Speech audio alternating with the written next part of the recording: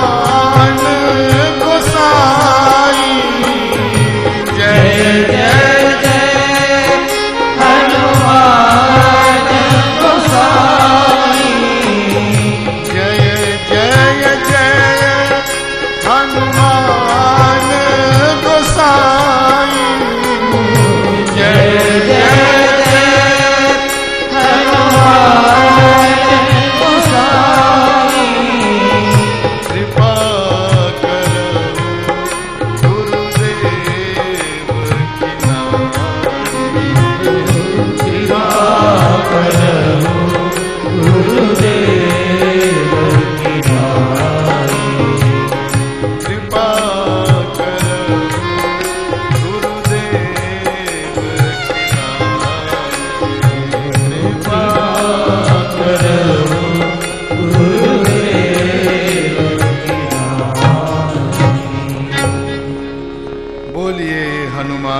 महाराज की जय।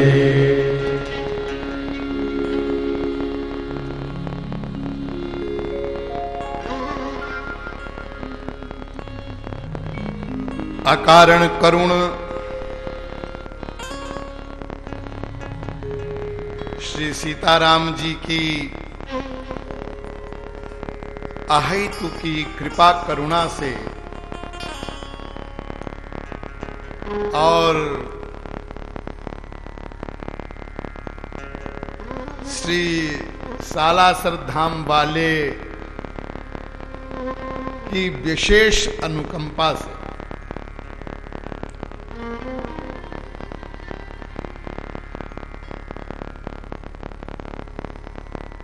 हमारे महान देश भारतवर्ष के राजस्थान प्रांत में स्थित इस परम पवित्र पुनीत दिव्य धाम में नव दिवसीय राम कथा का आयोजन होने जा रहा है।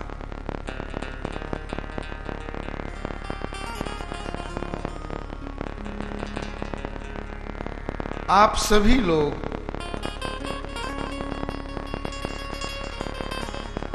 प्रेम पूर्वक कथा श्रवण के लिए यहां पधारे हैं।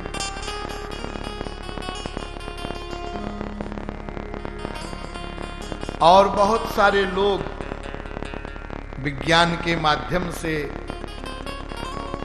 साधना चैनल पर अपने अपने घरों में भी जो कथा श्रवण का लाभ ले रहे हैं, सभी कथा प्रेमियों को मेरा बहुत विनम्र प्रणाम मैं निवेदित करता हूं।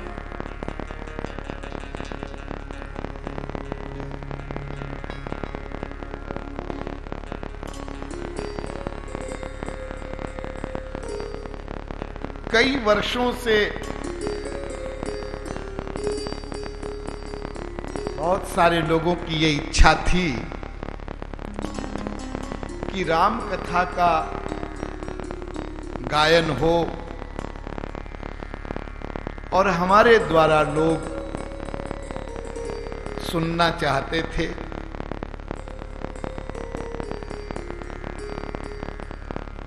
और आज वो सुअवसर प्राप्त हमें हुआ।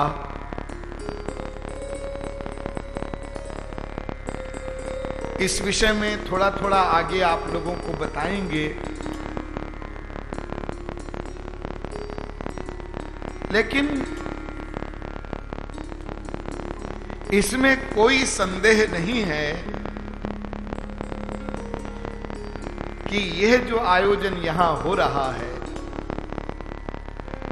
वो निश्चित रूप से श्री हनुमंत लाल जी की कृपा से हो रहा है।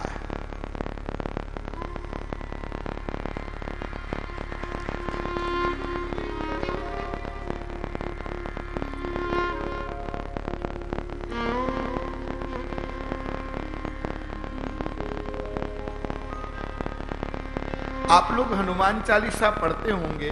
सभी पाठ करते हैं। यहां तो प्राय सब हनुमान जी के प्रति दृढ़ श्रद्धा रखने वाले, प्रेम रखने वाले लोग बैठे हैं। तो जब आप इस चौपाई पर पहुंचते हैं, रामचरित सुनिबे को रसिया, राम लखन सीता मन बसिया। हनुमान जी के हृदय में श्री सीताराम का सदा निवास है। फिर रामचरित्र सुनना चाहते हैं? अरे भाई, जब हृदय में सीताराम नित्य बसे हुए हैं और इसमें किसी को कोई डाउट नहीं है, संदेह नहीं है। एक बार ऐसा हुआ भी था, आपने वो कथा सुनी होगी कि जब भगवान वापस आ गए 14 वर्ष के पश्चात, राज्याभिषेक हो गया, पूरी अयोध्या में उत्सव मन रहा था और भगवान उपहार प्रेम पूर्वक वितरित कर रहे थे। सब सखाओं को भी, सुग्रीव आदि को भी, सबको जब उपहार वितरण हो गया तो फिर अंत में माता सीता जी के मन में विचार आया कि मैं हनुमान को क्या दूं।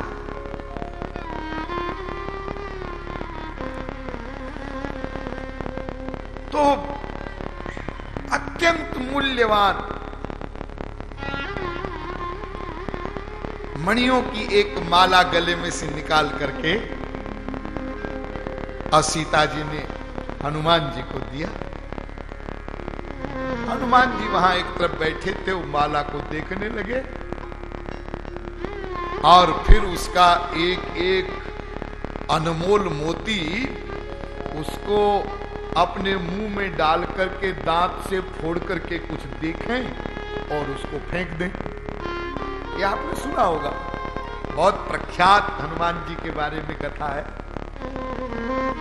तो किसी ने उपहास कर दिया कि भाई आखिर है तो वानर ही, हाँ? तो हनुमान जी की जो स्थिति है उसको प्रकट करवाने के लिए भगवान ने पूछा, हनुमान तुम ये क्या कर रहे हो? ये मोतियों को, मणियों को फोड़ फोड़ के क्यों फेंक रहे हो? हनुमान जी ने कहा, महाराज मैं देख रहा था जरा कि आपकी इसमें झांकी होती है क्या। जो झांकी मैं दिव्य सामने देख रहा हूं, क्या इस मणि में भी वो झांकी है? मुझे दिखाई नहीं पड़ी तो मैंने उठा के फेंक दिया। तो फिर किसी ने उपहास कर दिया कि आप इस प्रकार इन मणियों को फेंक रहे हैं, तो ये जो दिव्य झांकी सामने है, क्या आपके हृदय में भी ये झांकी है? और जैसे ही हनुमान जी ने ये सुना और उनके मन में ये संदेह उत्पन्न हुआ कि मैं ध्यान तो करता हूं, लेकिन फिर भी पता नहीं वो झांकी का निवास मेरे हृदय में है कि नहीं, जरा देखूं तो। और अपने नखों से हृदय को विदीर्ण किया, देखा और सब लोगों ने भी देखा कि जैसे सामने सीताराम जी विराजमान हैं, ऐसे ही हनुमान जी के हृदय में भी विराजमान है। भगवान करुणा करके दौड़ करके आए, हनुमान जी के वक्षस्थल को स्पर्श किया, वो यथावत हो गया। ये सब आप लोगों ने सुना है बहुत बार, बड़े प्रेम से भक्त लोग इसको गाते हैं। तो जिन हनुमान जी के हृदय में श्री सीताराम जी इस रूप में निवास करते हैं, फिर भी रामचरित्र सुनना उनको इतना प्रिय है। रामचरित्र सुनिबे को रसिया, ये उनका एक विशेष गुण बताया। और इसलिए जब भगवान साकेत लोग पधारने लगे और सब साकेत वासी, अयोध्या वासी भगवान के साथ चलने को तैयार हुए, सब विमान पर आरूढ़ हो गए। भगवान देख रहे थे कि हनुमान जी सबसे पीछे खड़े हैं और सब लोगों के बैठने के पश्चात भी हनुमान जी विमान में चढ़े नहीं। भगवान ने सोचा शायद ध्यान में है, तो प्रभु बोले, हनुमान आओ आओ, तुम भी आओ ना, अब तो चलना है साकेत लोग। तो हनुमान जी ने कहा, महाराज आप पधारिए, मैं आपको टाटा करूंगा, विदा करूंगा, लेकिन मुझे नहीं जाना। अरे हमारा दुर्लभ धाम, वहां के लिए सब लोग तरसते हैं और अनंत जन्म साधना करते हैं, मैं सबको साथ लेकर जा रहा हूं और तुम चलने के लिए तैयार नहीं हो। हनुमान जी ने कहा, नहीं महाराज, मेरी वहां जाने की इच्छा नहीं। क्यों? महाराज एक बात बताइए, वहां पर आपकी कथा मिलेगी?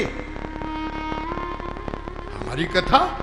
अरे वहां तो हम सदा रहेंगे ना तुम्हारे समक्ष, वहां कथा की क्या आवश्यकता है? और मान लो तुमको हमारी कथा सुनने की इच्छा ही हो वहां पर, तो कोई भी तुमको हमारी कथा सुना देगा।